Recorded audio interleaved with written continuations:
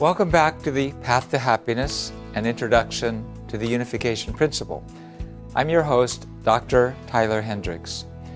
We see that the unification principle integrates the principles of creation, the tragedy of the human fall, the development of human faith and love through history, as well as science and economy, into one overarching ideal of true love and true families. But how does all this make its way into the 21st century? Social media, terrorism, gay marriage, healthcare crisis, environmental crisis. What is God's plan today? We'll find our way there by looking at the last 400 years of history. According to the parallels, the period of preparation for the second advent of the Messiah covers a period of 400 years, extending from the time of Martin Luther's Reformation, beginning in 1517, until the First World War and the effort to build the League of Nations. Human history is the providence of restoration. Its purpose is to lay the foundation to receive the Messiah. This foundation signifies the process of separating from Satan's love, which is selfish love. This process begins with dividing myself into Abel on the heavenly side of true love and Cain on the satanic side of false love, and then setting up the conditions wherein Abel can bring Cain to want to change. Thus, human history is a process of separating good and evil, in which the Abel side must overcome the Cain side. It comes down to a struggle between good and evil, beginning in myself, extending to my family, my country, my religion, all the way to the world level. God divides good and evil and establishes the conditions wherein the good side can naturally win over the evil side through sacrificial love. We look at the struggle between Abraham's tribe and the neighboring tribes, or Moses' struggle between the Hebrews and the oppressive nation, or Jesus' struggle between the Jews and the oppressive empire. Central figures in each age made conditions through which the chosen people, chosen to sacrifice, could unite and win over the larger environment of Satan's domain.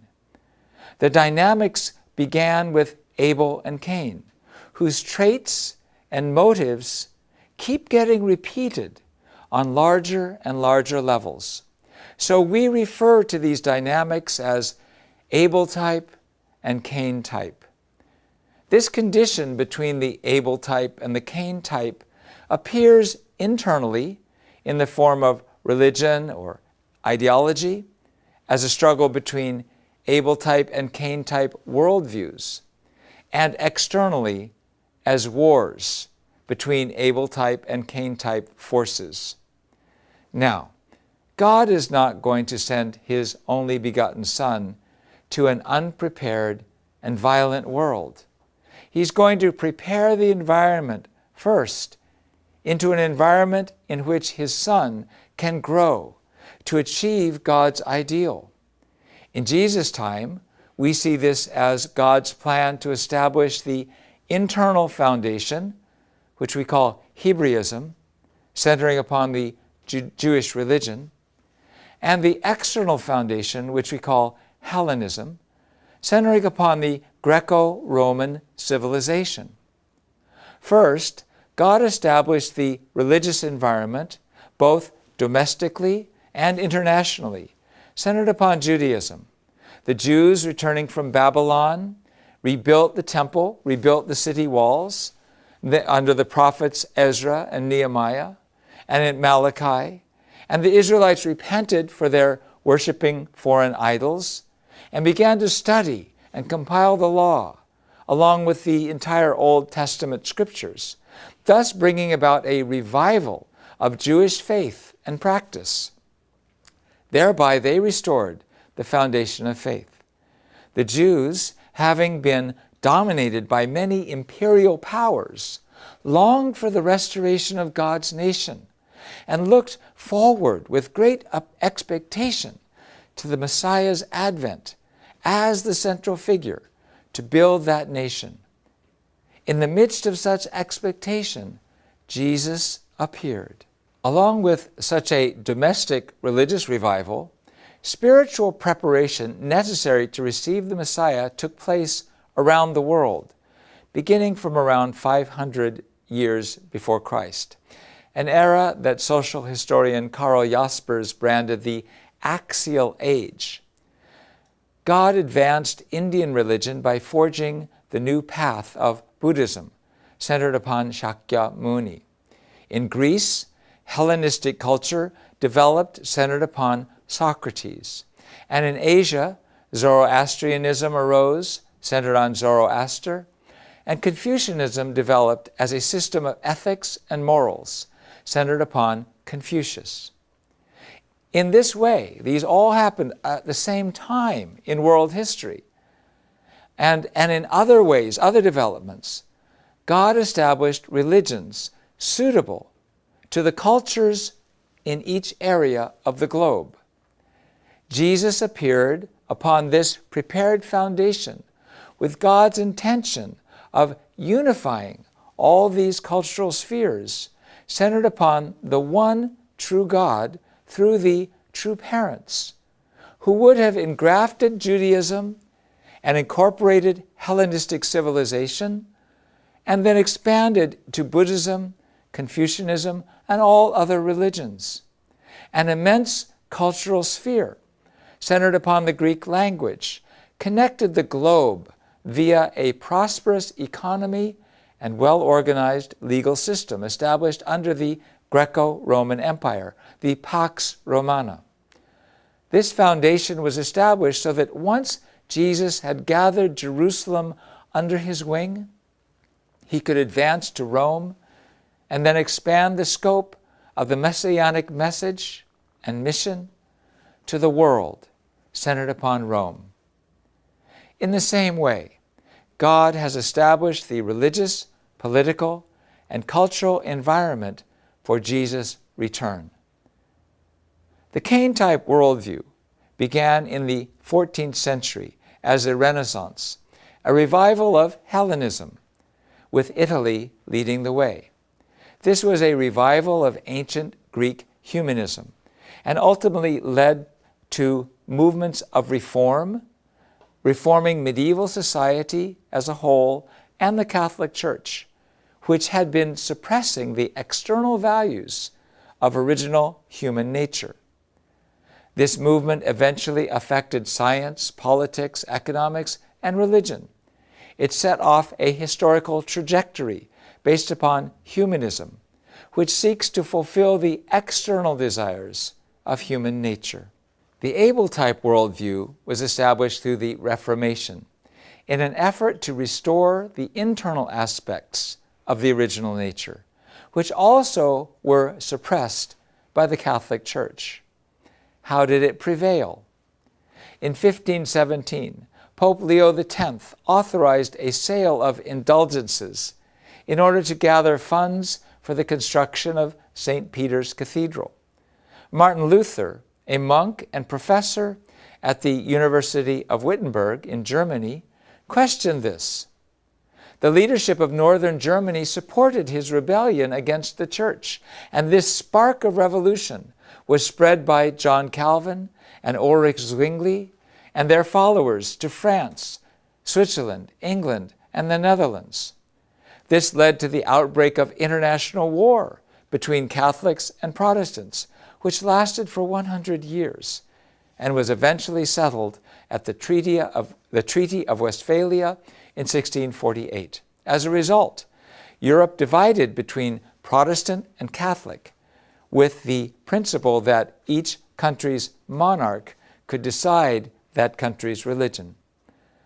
The Reformation and Renaissance was the first stage, which led to the Enlightenment and the Awakenings. We'll talk about the Enlightenment first. The Renaissance, as a restoration of Hellenistic ideology, which originates in the Cain-type worldview, evolved into the Enlightenment and became increasingly humanistic and anti- or a-religious. The Enlightenment thinkers, relying upon empirical analysis and rational criticism, founded upon reason and experience, began to reevaluate the relationship between human beings and nature. This led them to separate nature and man from God. René Descartes and Francis Bacon gave birth to the philosophies of rationalism and empiricism. This trend expanded across Europe and inspired atheistic and materialistic philosophy, propounded by people such as Hume, Hobbes, Locke, and Spinoza. The French philosophers Voltaire, Diderot, D'Alembert attacked the church and inspired the French Revolution in 1789. This was a movement that sought to throw off the yoke of absolute monarchy in the name of democratic values such as freedom, equality, and fraternity, based upon pure reason. This was a Cain-type democracy that eliminated God. Following the Enlightenment, the Cain-type worldview evolved to its third stage with the emergence of left-wing thought. Materialists overturned Hegel's dialectical idealism and established dialectical materialism to support what became communist ideology, the dictatorship of the party. David Strauss began to criticize the miracles of the Bible as deceptions, while Ludwig Feuerbach claimed in The Essence of Christianity that religion is the product of socio-economic conditions. Karl Marx and Friedrich Engels advocated class struggle and violent revolution in pursuit of the ideal society.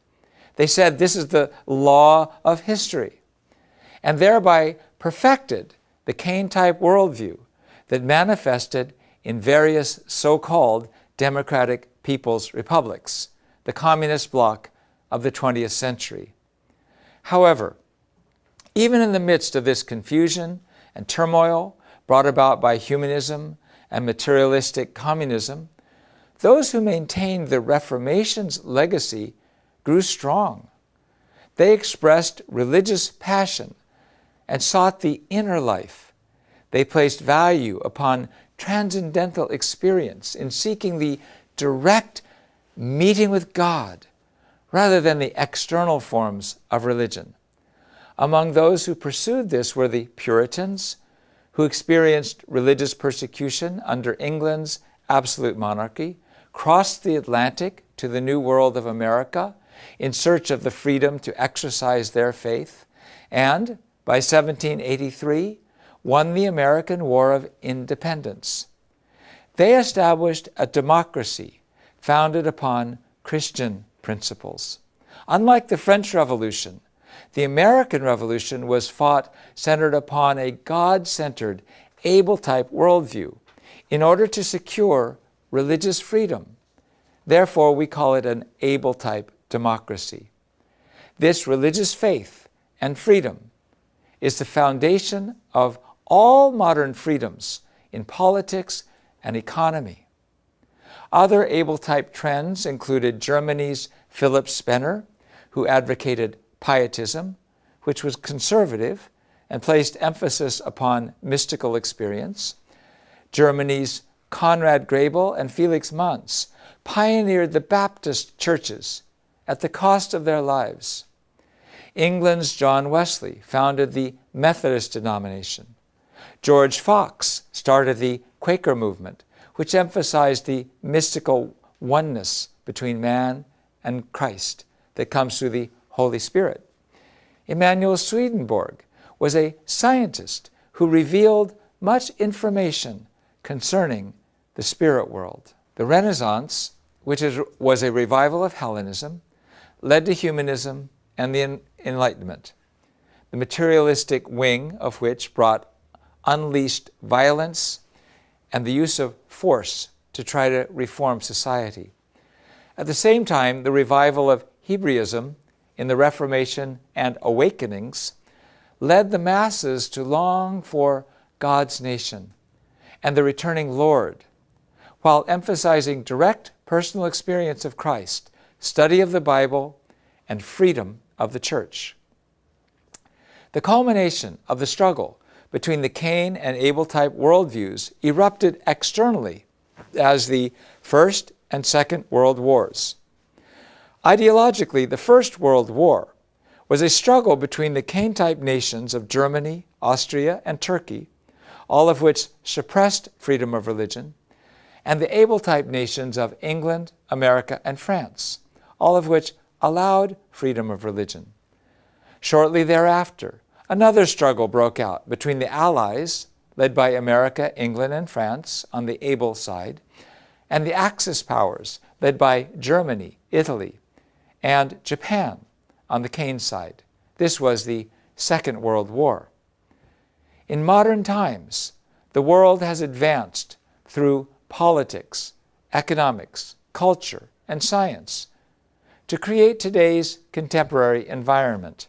The purpose of it all is everlasting: to receive the Messiah, Jesus, the Lord of the Second Advent. This is the achievement of the democratic political sphere, based upon freedom of religion, which has spread across the globe at the time of the Second Advent. The Lord at His return will work with this democratic foundation, rooted in Christian values, to share heaven's will with the entire world. And so rapid progress in transportation and communications due to scientific and economic development has significantly reduced the gap between East and West and allowed languages and cultures to exchange globally. Thus, an environment has been established in which the Lord can rapidly expand the reach of His message and His love. This period in which the environment necessary to receive the Lord of the Second Advent is established is known as the period of preparation for the Messiah. Through it, we can once again glimpse the heart of God, who is our true parent. Just as a child's parents begin to prepare an environment conducive to the child's growth, even before the child is born, the true parent of humanity must have sent His Son into a prepared world with a heart full of hope and anticipation.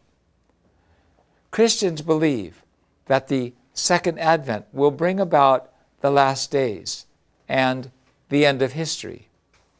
As the most significant event in history, it is a great transitional period, including great turmoil and confusion, a great and terrible day.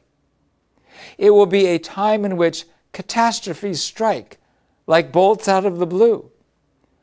It is the time in which the final battle between good and evil is fought in order to prepare to meet the Lord of the Second Advent, resulting in good finally overcoming evil and the happiness the world has been long waiting for.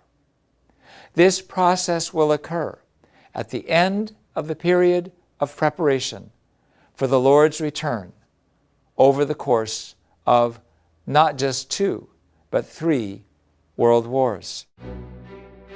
By knowing the principle, we can navigate these waters and help the time of salvation come soon. Our next sessions will make this very clear. Thanks for listening. See you next time.